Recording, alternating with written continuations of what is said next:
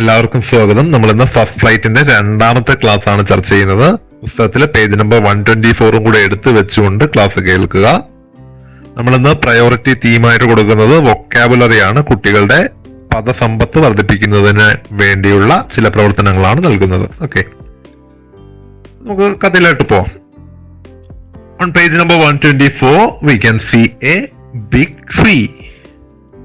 There is a family of owls. The owls are sitting on the tree. On the background we can see a big hill and the sun is rising. So what is the time? The time is morning. The sun is rising, so the time is morning. The baby owls were sleeping. Page number 124 തുടങ്ങുന്നത് ഇങ്ങനെയാണ്. ചിത്രത്തില് നമുക്ക് ഒരു owl ഫാമിലിയെ കാണാൻ കഴിയും. അവരവിടെ വിശ്രമിക്കുകയാണ്. കാരണം എന്തുകൊണ്ടാ? അവിടെ ഒരുപാട് കാര്യങ്ങൾ കുട്ടികളോട് ചോദിക്കാം. മൂങ്ങുകളുടെ ഒരു ജീവിത രീതി എന്ന് പറയുന്നത് നമ്മുടെ വവ്വാലിനെ പോലെ പകൽ സമയം എന്താണ്? ഉറങ്ങുകയാണ്.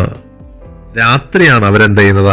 ആക്റ്റീവ് ആവുന്നത്. നൊക്ടേണൽ അനിമലാണ്. നൊക്ടേണൽ, രാത്രിഞ്ചരനായ അനിമലാണ്. അപ്പൊ ഈ ഒരു ഭാഗത്ത് ഫസ്റ്റ് വർക്കായിട്ട് ചോദിക്കുന്നത് ഡിസ്ക്രിപ്ഷൻ ആണ്. Picture description.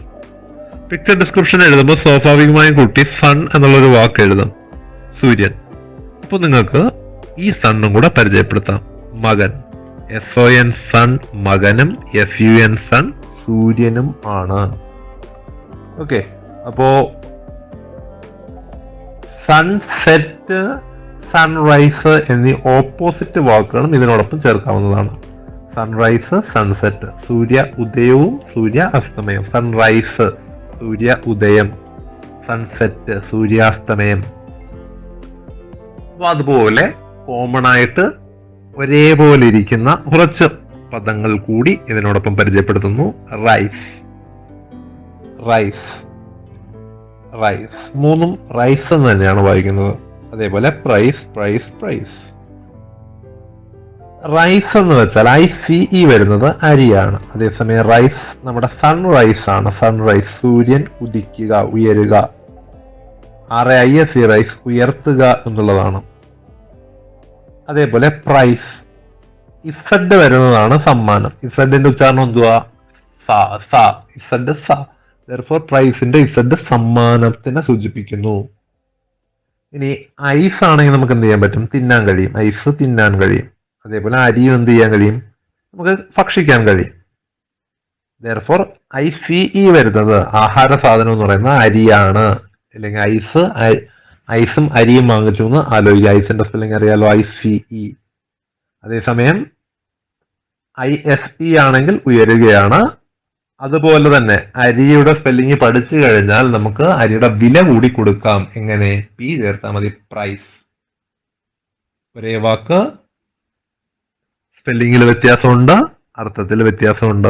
ആ ഒരു കൺസെപ്റ്റ് മനസ്സിലാക്കുക. നമുക്ക് ഈ പേജ് സ്ക്രീൻഷോട്ട് എടുത്ത് കുട്ടികളെ കൊണ്ട് എഴുതിപ്പിക്കാവുന്നതാണ്. Next, the chapter starts with 3 questions. First question is, what do you see in the picture? What do you see in the picture? Page number 124. Ask the student to write some sentence about this picture. Page 124 കൊടുക്കുക. ആദ്യം കുട്ടികളോട് സ്വന്തമായി എന്തെങ്കിലും എഴുതാൻ പറയുക. എഴുതിയതിനു ശേഷം മാത്രം അവനെ ബാക്കി ഹെൽപ്പ് ചെയ്യുക. ഓക്കെ, അപ്പൊ ചിത്രത്തിൽ നിങ്ങൾ എന്താണ് കാണുന്നത്?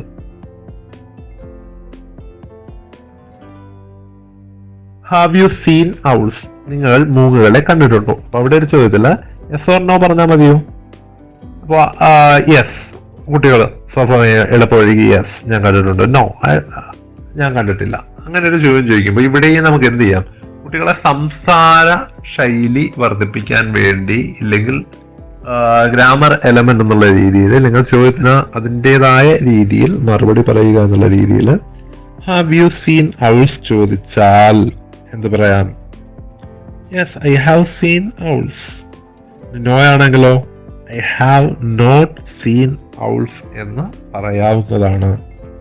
ഓക്കെ, പുസ്തകത്തിൽ നൽകിയിരിക്കുന്ന ചിത്രം ഇതാണ്. സെന്റൻസ് ക്രിയേറ്റ് ചെയ്യാൻ ആവശ്യപ്പെടുക. 1 മരത്തിനെ കുറിച്ച് വിശേഷണം, 2 സമയത്തെ കുറിച്ച് വിശേഷണം, 3 അവൾ ഫാമിലിയെ കുറിച്ചുള്ള വിശേഷണം, 4 ഹില്ല് അങ്ങനെയുള്ള ജനറൽ കൺസെപ്റ്റുകളെ കുറിച്ചുള്ള ഒരു വിശേഷണം. അപ്പൊ ഇത് ഉൾപ്പെടുത്തിക്കൊണ്ടാണ് ആൻസർ വരേണ്ടത്.